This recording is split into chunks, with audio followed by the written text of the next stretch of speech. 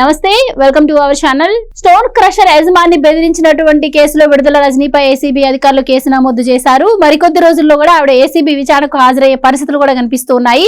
ఈ నేపథ్యంలో తన మీద ఉన్నటువంటి దాన్ని ఇంతకుముందు ఆ పార్టీలో పనిచేసినటువంటి ఇప్పుడు ప్రెసిడెంట్ టీడీపీ ఎంపీగా ఉన్నటువంటి లావు కృష్ణదేవరాయల మీద ఆవిడ సరికొత్త ఆరోపణలు చేస్తున్నారు. అసలు ఈ కేసుకి లావు కృష్ణదేవరాయలకి ఉన్న సంబంధం ఏంటి, మరి కాల్ డేటా కూడా తెప్పించుకున్నారు లావు కృష్ణదేవరాయలు అని చెప్పి విడుదల రజని ఆరోపించిన నేపథ్యంలో దీనిపైన ఆయన స్పందించడం కూడా జరిగింది. లావు కృష్ణదేవరాయలు కూడా దీనిపైన ఒక క్లారిటీ ఇచ్చారు. అసలు ఓవరాల్ గా అసలు ఈ కేసు ఏంటి, మరి ఇప్పుడు లావు కృష్ణదేవరాయల పైన వైసీపీ చేస్తున్నటువంటి ఆరోపణలు ఎలా చూడాలి, దీని వెనక ఏమన్నా మతలం ఉందా, ఇలాంటి విషయాలు తెలుసుకుందాం. మనతో పాటు ఉన్నారు ప్రముఖ సామాజిక రాజకీయ ఆర్థిక విశ్లేషకులు మధుసూదన్ రెడ్డి గారు. నమస్కారం అండి. నమస్తే. సో మధు గారు, విడుదల రజనీపై ఆరోపణలు వస్తూ ఉన్నాయి. సో గతంలో కూడా ఆరోగ్యశ్రీ విషయంలో కావచ్చు, ఆరోగ్య శాఖలో జరిగినటువంటి అవినీతి గురించి బయటపెట్టినప్పుడు కూడా ఆవిడ మీడియా సమావేశం పెట్టి మాకేం సంబంధం లేదు, ఇప్పుడు ఏవైతే అప్పులు ఉన్నాయో అవి కూటమి ప్రభుత్వమే కట్టుకోవాల్సింది, తనదే బాధ్యత అని చెప్పింది. ఆ తర్వాత కూడా మొన్న ఈ మధ్య ఆవిడ సంబంధించినటువంటి గుంటూరు ఎమ్మెల్సీ పార్టీ మారినప్పుడు కూడా ఆవిడ ప్రెస్ మీట్ పెట్టడం జరిగింది. సో ఇప్పుడు ఎట్టకేలకు ఏసీబీకి ప్రాథమిక సాక్ష్యాధారాలతో ఆవిడ దొరికిందని, ఇంకా తప్పించుకోలేదు, ఆవిడ అరెస్ట్ అవ్వబోతుంది, అరెస్ట్ అయితే కూడా 9 సంవత్సరాల దాకా ఆవిడ జైలు శిక్ష కూడా అనిపించే అవకాశం ఉంటుంది అంటున్న నేపథ్యంలో మరి ఇప్పుడు లావు శ్రీకృష్ణదేవరాయల్ని దీంట్లోకి లాగుతున్నట్టు కనిపిస్తోంది.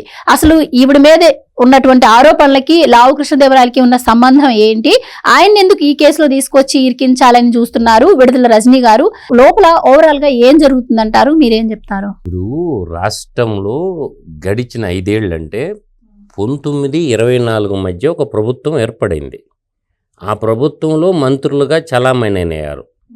చలామణి అయినటువంటి వాళ్ళల్లో విడుదల రజనీ గారు వైద్య ఆరోగ్య శాఖ మంత్రిగా పనిచేశారు. రాష్ట్రంలో ప్రధానంగా ఒక 5 శాఖలు ఉంటాయమ్మా. ఈ 5 శాఖల్లో సగం బడ్జెట్ ఉంటుంది.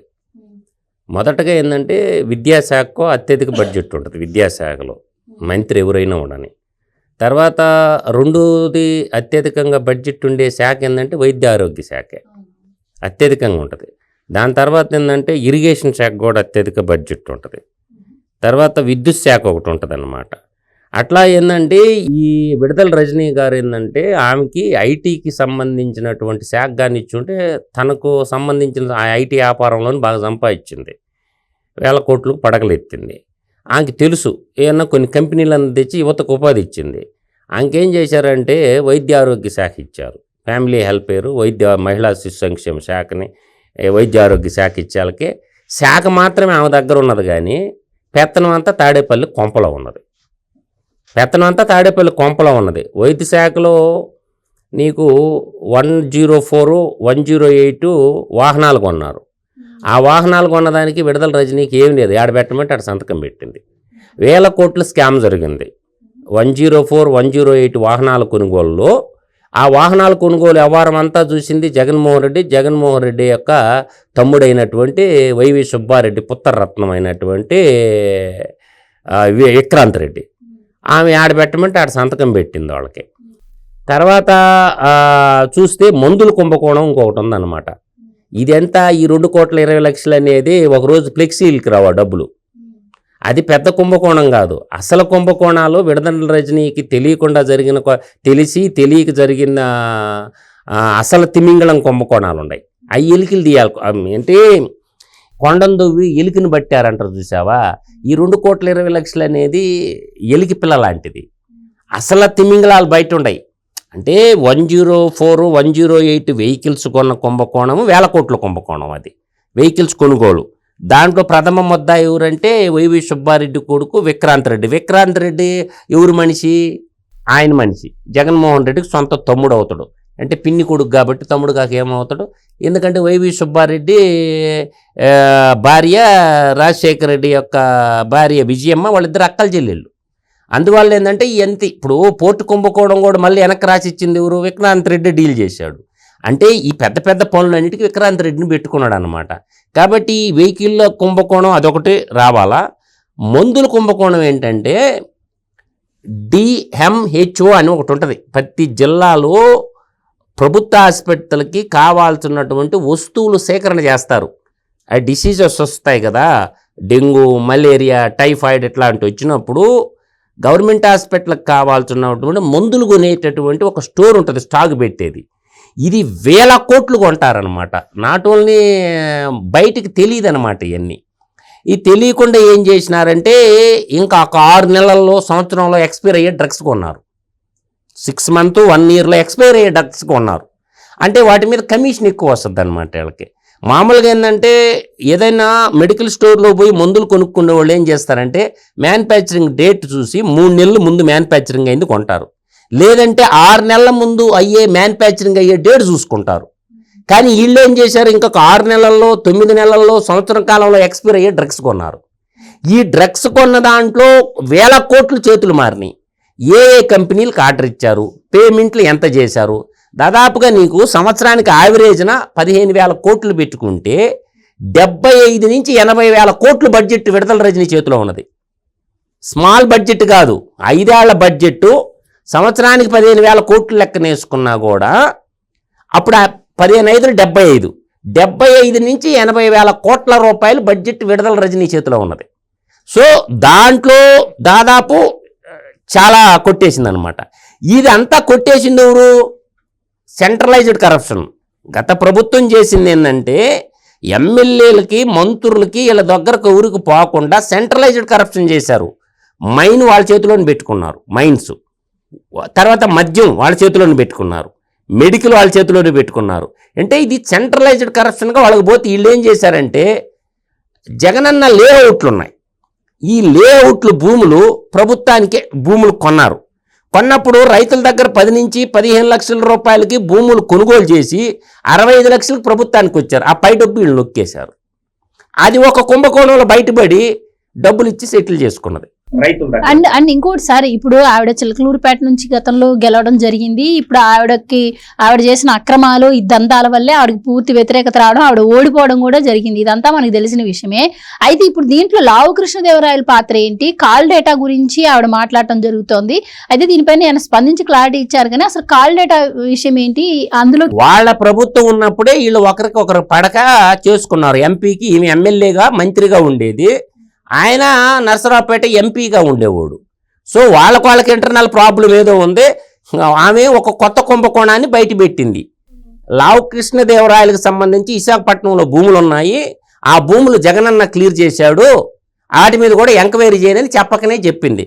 సో తప్పే ఉందమ్మా. ఇప్పుడు ఆయన ఏ భూములు విశాఖపట్నంలో కొన్నాడో వాటిని జగన్మోహన్ రెడ్డికి ఎందుకు క్లియరెన్స్ చేశాడు, అది కూడా బయటికి రానియండి, మంచిదే కదా, తప్పేముందా? ఇప్పుడు పాలకు పాలు నీళ్ళకి నీళ్ళు తేలిపోద్ది కదా, ఊరక బట్టకాల్చి మొఖానేసిందా? కృష్ణదేవరాయలు ఏమన్నా సహజంగా భూములు కొన్నాడా విశాఖపట్నంలో? ఆ భూములు ఏ ప్రాతిపదికన జగన్మోహన్ రెడ్డి క్లియర్ చేశాడు? అవి ఏమన్నా 22A జాబితాలో ఉన్నాయా, లేకపోతే అసైన్మెంట్ భూములు ఏమన్నా ఉన్నాయా, దేవాదాయ శాఖ భూములు ఏమన్నా? ఎంక్వైరీ చేస్తే తేలిపోద్ది కదా నిజమా ఏంటి అబద్ధమైందని. ఆమె ఏంటంటే మధ్యలో రాయబారిని పంపించిందంటమ్మా. కృష్ణదేవరాయలు చెప్పాడు, ఏరే ఒక కార్పొరేటర్ని పంపించిందంట, వాళ్ళ డబ్బులు వాళ్ళకి తిరిగి ఇచ్చేస్తాను, నా మీద కేసు లేకుండా చూడు అని చెప్పి మధ్యవర్తిని కృష్ణదేవరాయల కాడికి పంపించిందంట. అంటే నువ్వు డబ్బులు తీసుకున్నామని ఆమె ఎక్కడ కూడా నేను డబ్బులు తీసుకోలేదని చెప్పలా. డబ్బులు నేను స్టోన్ కర్సర్ వాళ్ళ దగ్గర నేను తీసుకోలేదని అసలు నోటి నుంచి చెప్పటం ఆమె. వాళ్ళు పోయి ఏసీబీ కేసు పెట్టారు. కేసు పెడితే బెదిరిస్తుంది. ఏమని? మా అన్నున్నాడు, పులివెందుల పోటుగాడు నాకు అడ్డంగా ఉన్నాడు, రేపు మేము వస్తాము, మీ అంతు తేలుస్తామని బెదిరిస్తుంది. బెదిరిస్తే బెదిరిపోద్దా? ఇప్పుడు సెంటర్లో సిబిఐ ఈడీ కేసులు ఉంటాయమ్మా. సెంటర్లో ఫైనాన్స్కి సంబంధించిన ఈడీ సంబంధించిన సిబిఐ ఈడీ సివిసి ఉంటుంది. అట్లాగే రాష్ట్రానికి వచ్చేళ్ళకి ఏసీబీ ఉంటుంది, సిఐడి ఉంటుంది, రాష్ట్రానికి సంబంధించిన విజిలెన్స్ కూడా ఉంటుంది. రాష్ట్ర స్థాయిలో జరిగిన అన్నీ బయటికి తీస్తారు. ఇవాళ దొరికిపోయింది, క్లియర్గా దొరికిపోయింది విడుదల రజని. తప్పు చేయకపోతే, డబ్బులు తీసుకోకపోతే నేను ఇస్తాను తిరిగి ఆ డబ్బులని ఎందుకు రాయబారానికి పంపించావు? ఇది రాయబారమా రాయబేరమా? ఎందుకు చేసుకున్నావు బేరం? అదేమంటే నేను బీసీ మహిళని బీసీ కార్డు ఎందుకు ఉపయోగిస్తున్నావు? ఇప్పుడు బీసీ అయినా, ఓసీ అయినా, ఎస్సీ అయినా, ఎస్టీ అయినా దొంగే. మంత్రి అయితే కంత్రి పనులు చేయమని చెప్పారా? చేయమని చెప్పలేదు కదా. అందుకని పోతన భాగవతంలో ఒక పద్యం చెప్పాడు పెద్ద ఆయన. పోతన భాగవతంలో వారిజాక్షులయందు వైవాహికములయందు ప్రాణ విత్త మానభంగములయందు బొంకవచ్చు. ఊరకరాయల పోతన గారు భాగవతంలో వారిజాక్షులయందు ఆమెకు అర్థమైపోయింది. తర్వాత వైవాహికములందు మ్యారేజ్ విషయానికి సంబంధించి ప్రాణం పోయేటప్పుడు, తర్వాత విత్తము అంటే ధనము, మానభంగముల యందు బొంకవచ్చు అని చెప్పాడు. ఈమెం చేసిందంటే ఇప్పుడు డబ్బు దొంగతనం చేసింది కాబట్టి ఒక ప్రజాప్రతినిధిగా ఉంటూ డబ్బు దొంగతనం చేయకూడదు, మంత్రి అయితే కంత్రి పనులు చేయకూడదు. అందువల్ల మంత్రి అయిన తర్వాత స్టోన్ క్రషర్ వాళ్ళ దగ్గర డబ్బులు వసూలు చేయడం, అది ఏం పని అంటే పాడు పని కదా.